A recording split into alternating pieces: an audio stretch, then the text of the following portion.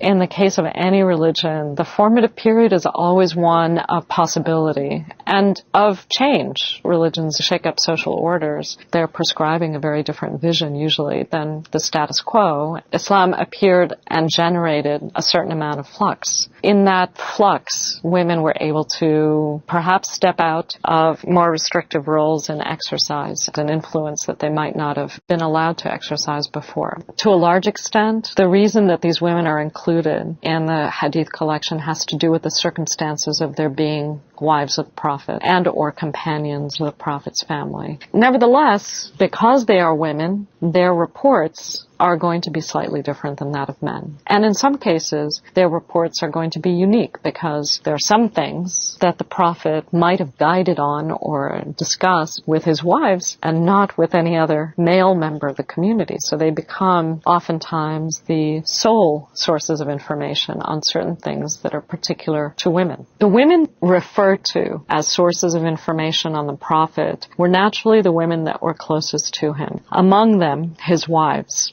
Aisha in particular.